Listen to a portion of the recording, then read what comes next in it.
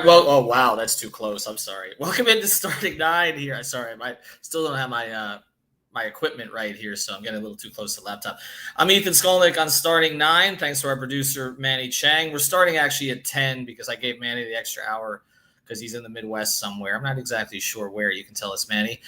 We are here on a Dolphins Victory Monday, which also means you're going to get an episode of the Extra Yard here later today with our friends Troy and Alex, and plenty of more content. And make sure you check out the post-game show yesterday with Michael. I believe it was Michael, Eric, David. I'm not sure who else was on that one, but got a lot of views, so we appreciate you guys watching. After the Miami Dolphins win their opener against the New England Patriots, they cover. We told you to take them. We told you to take Tyreek Hill over in Prize Picks.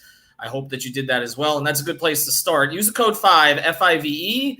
Get your initial deposit matched up to $100 at prizepicks.com. You can also go to the Google Play Store. You can get it there. You can get it at where else? Oh, the App Store. That's right. But all you got to do is download it. Comes right to your phone. It's free. The code is 5. This was just rated the #1 fastest growing sports product in the country. That's right. Last year. Okay. And they got on board with us last year. And we've had a ton of people sign up. We've already had 22 people sign up this month. 6 yesterday. So find out why. This is, again, Daily Fantasy Simplified. Use that code FIVE. Get your initial deposit matched up to $100. Again, you don't have to do that, but you can, and I would recommend it. And they give away these cool little nuggets sometimes. Like yesterday, it was Tom Brady over half a passing yard. They just gave that one to you. So all I did was pair that with Tyreek Hill. I put down $25. And I won 75. Okay, that's how easy it is. So go to Prize Picks. I should have done more. Go to Prize Picks. Use the code 5, F-I-V-E. We appreciate our guy David Fernandez for putting that together. We'll tell you about another sponsor later. We will talk Heat as we go forward on starting 9 over the next couple of weeks. But honestly, we're running out of things to talk about. So we're going to save it for 5 on the floor. And on 5 on the floor, we're going to go around the East. Tonight, we're going to talk to Kai Carlin, covers the Philadelphia 76ers. So we'll have our guy Timothy Bain on there with us as well. And we will see if we would rather be the Sixers. I think we're going to do Boston tomorrow night, provided I've recovered from knee surgery. Let's get to this. The Miami Dolphins win their opener. I've never heard so much damn complaining. What is wrong with some of you people? Seriously. Let's put this into a greater context, okay? First thing, they were 3.5-point favorites. They won by 13, okay? Second thing is, it's a division game. I like McDaniel's analogy where he said it's like, because I'm an NBA guy. So it's like the 3-point contest where it's like the last ball on the rack is worth more. These are worth more. It's kind of worth 1.5. So you got a division win. And we can all talk about the Patriots not being the Patriots and Brady not being there, but that's not what the national media says, right? They still think Mac Jones is a Hall of Famer. I guess that just delayed his induction by a year. I mean, they still talk about the Patriots like they're relevant. I was talking to some of the Patriots writers beforehand, a lot of whom I know because they used to work down here, Greg Bedard, Ben Volen, etc. Mike Reese, I've known a long time. And they were saying they kind of like the team. I mean, they weren't looking at them as like a 5-12 team. Mike Reese thinks they're 9-8, somewhere around there. So it's kind of revisionist now to say, okay, it doesn't matter beating the Patriots. I mean, it's still Belichick. It's still the Patriots. They don't have the kind of material they had before. We saw what Devontae Parker is. He had 1 catch yesterday. That was the big revenge game. That's not exactly Dante Culpepper like stomping on the field against the Dolphins. I mean, they're still a relevant AFC franchise that is projected to be somewhere in the playoff hunt in a very crowded AFC. And we've seen how crowded the AFC is because the top teams in the NFC, with the exception of Tampa, all lost this week. And some of them lost to other NFC teams, but it just shows you that like there's no powers in the NFC. I think Tampa's probably the best team. But we'll see what the Rams are. We'll see if Dallas can get it together. But, I mean, most of the good teams out there, Green Bay, I mean, they've left Aaron Rodgers with nothing. Do we believe in Minnesota? I'm not sure. The AFC is stronger. The AFC West looks as advertised. Patrick Mahomes was never going to have any problems. And that doesn't mean that Tyreek Hill is insignificant. It just means Mahomes is that good. And they did find him quality receivers, unlike what Green Bay did to Rodgers. But again, Rodgers took all the money. So, look, getting back to the Dolphins here, I don't understand why people are frustrated with yesterday. I mean, it wasn't the prettiest game at times, but it was a hell of a lot more entertaining than the slop that I've watched for the past 20 years. I mean, you got to coach with balls. I tweeted that before Tyreek Hill said it. They haven't had a coach with balls since Jimmy, and Jimmy lost his balls about halfway through. So, I mean, they're gutsy, and I love that. The percentages be damned. You give your players confidence there, okay? And he did it, and I thought it was a terrific debut for Mike McDaniel. And here we go. Cap for life. I love you, Cap. Okay, we're going to get to these comments today. Cap, 13 points is not going to cut it. C- for QB1 play. Can't play like that next week. Got to put your foot to the throat quick. It's going to be a long day in Baltimore. I agree with all of that. I mean, well, not the C-. I don't agree with C-. I say B-. But, he had the highest. I'm not talking about quarterback rating, but QBR. He had like the highest of all the quarterbacks in the early games. He didn't suck yesterday. Okay? He wasn't a C-. He didn't suck. Joe Burrow sucked yesterday. Are we throwing Joe Burrow out? Did Tua make some questionable decisions in the fourth quarter? Absolutely. I didn't like a lot of what he did. I'm not going to sugarcoat that. But he was, I don't know, I thought he was good through three quarters. I mean, good enough. I mean, he didn't make the big mistake at that point. He threw a beautiful ball to Waddle. That's a tough throw. I thought he was fine. Like, this is the whole thing. Like, it's everybody's like focused on the micro here. Cap, I understand that. Cap's throwing this in here. I'll take a game manager and a top 5 defense every day on twice Sunday, but how long does it last? Look, this is the same argument. I used to talk to Jason Cole about this. Okay, he used to cover the Dolphins, cover the NFL, and we talked about Pennington's season in 2008, and he didn't believe in it. Okay, and he used to say the same thing about Fiedler because he said once you get to the playoffs, you can't do that dink and dunk BS. And he was right. They got blown out. I think they scored a field goal in that game under Sperano, and that's it. Right? It didn't work in the playoffs. But could we just focus on the here and now right now? You got to get there first. Okay. So I understand they're going to have to open up the offense, but they had the biggest play yesterday. They made a gutsy call. They executed that call. They won the game. Did you watch Dallas last night?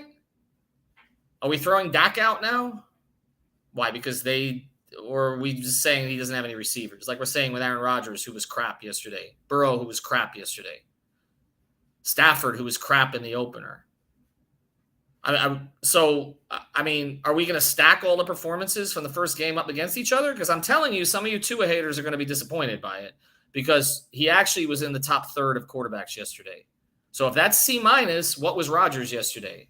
What was Stafford yesterday or Thursday? Right? I mean, if that's what we're talking about here, if you grade him that way, okay, it's not a fair way to grade him. This got some GM's hindsight. Tua improved every statistical category in the patch yesterday. Prior to the game, the narrative was his stats from middling at best, it's goalpost moving. Exactly. Okay. Look, the man was at 230.5 on Prize Picks. He went over. Okay. That was an expectation of what he was going to get yardage wise. He went over. He was over it pretty quickly. He got the ball to his two best receivers consistently. Hill more than Waddle, right? Didn't really use Waddle early in the game. He had one catch until he one that was taken off the board, but he had one until late. Didn't use Gesicki, but that's a whole other issue right now. He had no running game to speak of. He lost 3 tackles at one point during the game. They were down to no tackles. They had to move everybody around. This comes in from Alfredo, our guy at 3 yards per carry. Belichick, in my opinion, won the coaching battle by shortening the game. I saw you post this yesterday on Twitter. Making a quicker low possession game. Miami still won 2 scores and kneeled with less than 11 minutes. Exactly. Like, and when Alfredo's saying that, I know what he thinks of McDaniel. So, like, he's not criticizing McDaniel, but Belichick knew he didn't have material yesterday, and he coached the game a certain way. And the Dolphins, against that, did what they had to do to win the game. What's funny to me about this is that, okay, I can get accused of being a Heat homer because in some ways I am, because I believe so much in that organization. It's not because I'm rooting. It's because I believe in the organization. I've known them all 25 years.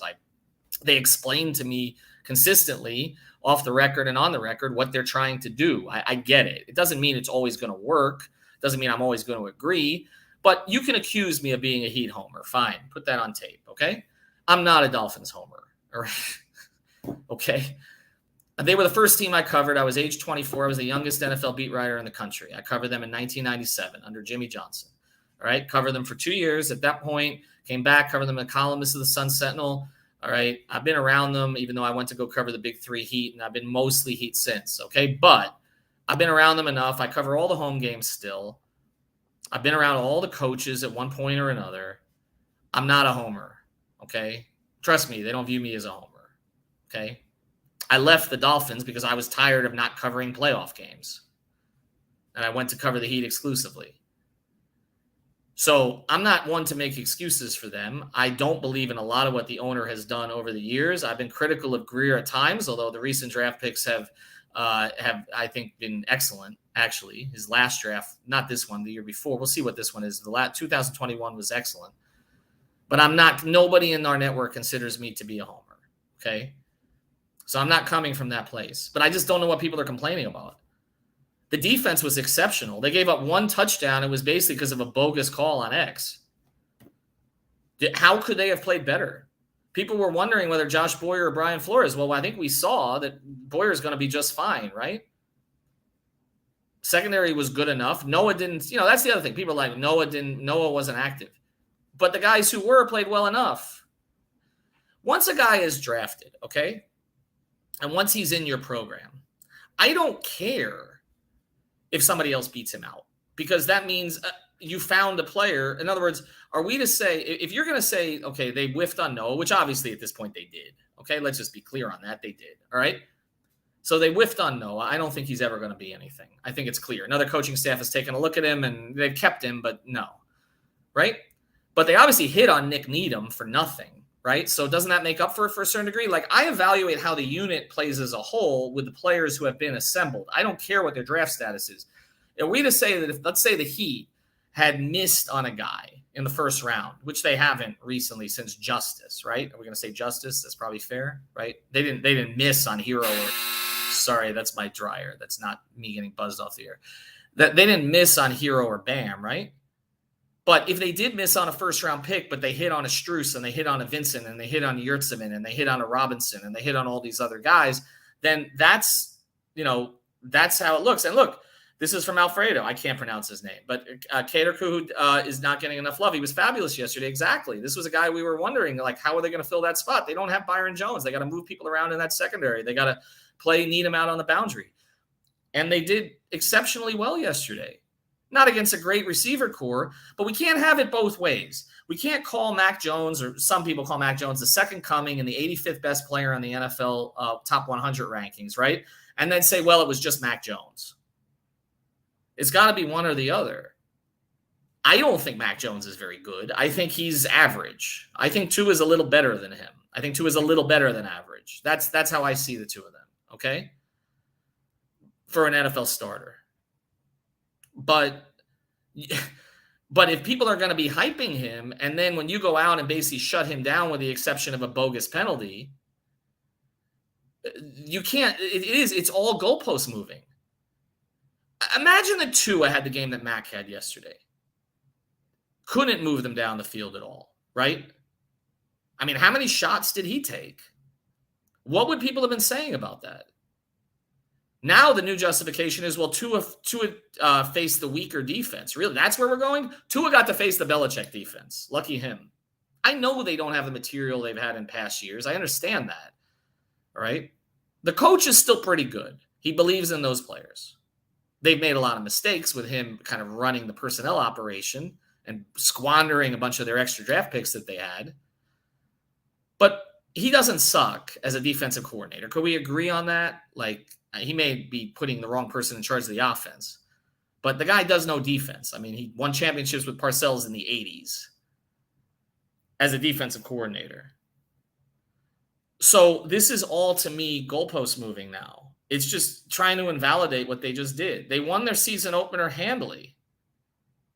That's all you could have wanted them to do. I don't care if it was 37-20 or 20-7. They won, they covered. They were never really challenged. A lot of guys in the front seven look good. I didn't even think Phillips had a good game yesterday, but others did. I thought Agba was terrific. Comes in for Marky Mark, the Funky Bunch. Is that? No, that's not right. It's week one. I saw many quarterbacks around the NFL making mistakes. Our offensive line and running game was more concerning to me. Miami got the win. That's important against AFC East rival Big W. Exactly. Quarterbacks who are perceived to be much better than Tua, who have played better than Tua in the past, who are going to the Hall of Fame, played like absolute bleep this weekend. Rodgers, for one. Kyler Murray was not good, right? Dak was awful. Stafford was awful. Who was good? Mahomes? Okay, he's Mahomes. Can we stop this with Tua and Mahomes? Look, this comes back, and I'm not comparing Tua to Joe Montana, so let's not. I don't want to be quoted saying that, okay? But this goes back to a little bit what Bill Walsh used to say when he was asked about Marino and Montana. And he said, Montana is a great fit for our system. Dan Marino is a system. Patrick Mahomes is a system. Let's not compare Tua to Mahomes. I know Tyreek did it. He's trying to pump his quarterback. That is an otherworldly, once-in-a-generation quarterback. And if you thought losing one receiver and replacing him with three pretty good receivers was going to hurt him, you were mistaken. Okay? Let's not do that. Let's compare Tua to other starters who had to essentially manage a game to win, which he did. Right? They played to the strengths of the defense. They had no running game to speak of, which meant they had no play action to work with. I'm not making excuses for him. There were times he was not good enough in the fourth quarter. I thought he put the game on the line with some of his decision-making. He always makes one throw that is just like, where the hell did that come from? And then he gets a little sloppy when he's kind of turned around, okay? And all the ball starts going out. It's like, oh, that better be incomplete instead of a fumble. I'm not saying he was perfect, but he was better than the guy on the other side. Right? And the Dolphins have good players now. Everywhere. All over the field. They're a good team. I think they're good. And I am not a homer. I picked them for 11-6. Nothing I saw yesterday changed my mind. Now, is this going to be more challenging this week? Absolutely. Containing Lamar, okay. You got another quality coach that you're going against. The Ravens always replace players. They do such a good job in their front office. We know the problems that the Dolphins have had in that place. He's going to be challenged. There's no question. He doesn't get the benefit of the stifling heat against a team that couldn't deal with it, had to come down here early. I get all of it. But let's deal with it then. You know what I mean? Like, let's deal with it then. Let's at least have 24 hours to say, all right, this team is largely as advertised. They've got speed on offense. They've got a front seven with a lot of players that they can rotate. They've got a couple of studs in the secondary who combined on the interception early in the game. And they really haven't hit everything yet. And the coach did a good job. He did a good job. Exactly. From Dolphin Don. Mahomes is the Marino. It's a special talent no other quarterback can do. I mean, I'm going to try to go back. Let me think. Would we have compared like what Dave Craig did with Seattle to Marino? No, Dave Craig was a good quarterback for Seattle for years. He wasn't Dan. Tua is not Mahomes. He's better than Mac, though. He's better than Mac, in my opinion. I think he's better than Jalen Hurts, but we'll see. We'll see where he fits. Is he better than Dak? Well, he hasn't shown that yet, but again, he was better this weekend. Dak Prescott basically yesterday dealt with what Tua dealt with last year. And look how he looked. Look how Aaron Rodgers looked with that collection of cast-offs at receiver. You need help. I don't know why it's such a bad thing that when you get help, that everybody's like, oh, well, now he needed the help. Well, yes, of course he did. And he used Hill and Waddle to good effect yesterday. I think it'll rotate. I think sometimes it'll be Waddle who's kind of on the short stuff, and then Hill will be hit deep. But either way, they create problems for everybody. And look, they didn't work that much together in the preseason games, remember? So I'm very comfortable with what the Dolphins did yesterday. Very comfortable. The head coach did not look overmatched. In fact, he pressed the agenda, which other coaches down here have not done. All right, I mean, to me, it was a successful debut. And nothing has changed my mind about where they're going. All right, let's tell you about one more sponsor here. Then we'll take more comments, and then we'll get out of here. LouisPeters.com. This is our insurance friend here. You can find him at Dolphins camp during training camp and all that stuff. He took a picture with Alfredo. Now I'm not sure which is which. But he's the man you go to. Again, it's LuisPeters.com, LouisPeters.com. I think Manny's going to throw this up for me here at some point. But he's based in North Miami or in Miami. And he's with State Farm, which, of course, everybody knows what State Farm does. But he does life insurance. He does health insurance. He does car insurance. He does all kinds of insurance. In fact, I have my renter's insurance with him as well as my car insurance. So reach out to Lewis at louispeters.com. I think we've lost Manny, but that's okay. I'll tell Lewis later. Reach out to louispeters.com. And there we go. There he is. There's the man with the plan. Look at that handsome guy there. Okay, there you can see the address, 7750 Southwest 117th Avenue, Suite 207. But just go to the website. It's all there, louispeters.com. You can see the 5-star reviews there. Just a really nice guy. He's a huge Miami sports fan. He's been a big supporter of us from the very beginning. Here, I always forget the phone. I think it's 305-275-5575. Is that right? Can you lower it just a little bit, Manny? Because it's under. No, the other way. There we go. 305-275-5585. Reach out to our friend Lewis 24 hours a day. See the website. You can just wake Lewis out of bed and throw on his slippers, and he'll get you car insurance. Actually, I just dealt with something, and he helped me take care of it with my own car insurance. So he's attentive. He's just a great dude. He's a Miami guy. He's a Miami Dolphin fan. More so, I think, than he's a Heat fan, but he roots for both. All right, let's get to the rest. Do we have any more comments here, Manny, before we close? Yeah, look at this. Lewis is telling Cap for Life, you should have done prize picks with the code. Should have done with the code 5. Long O, Ethan. Yeah, Lewis, I can't pronounce anything. Here we go. This is Lewis, our host of Pulse of Fins Nation, also on the post and pregame shows. There were a lot of good quarterbacks making bad plays yesterday. He's also on Behind Enemy Lines, by the way. Check that out on Saturdays.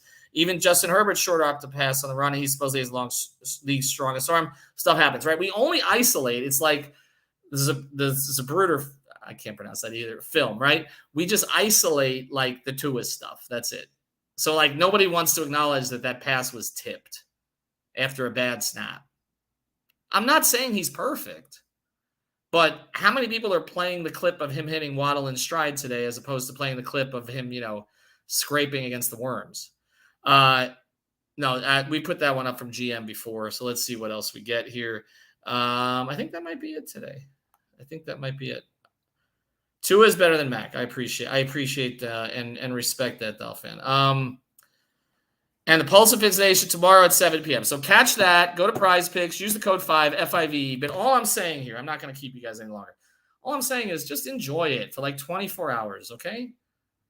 I mean, I know they've beaten the Patriots a bunch of times, but most of the time it hasn't meant anything. This time is to start the season. You got off to a good start against a division opponent. You're not as good as the Bills. We know that. The goal here is to finish second in your division and hope that that's enough for a wild card. You're on your way. All right. Thanks to Manny for producing. LouisPeters.com. Use the code 5 at Prize Picks. Have a good day, everybody.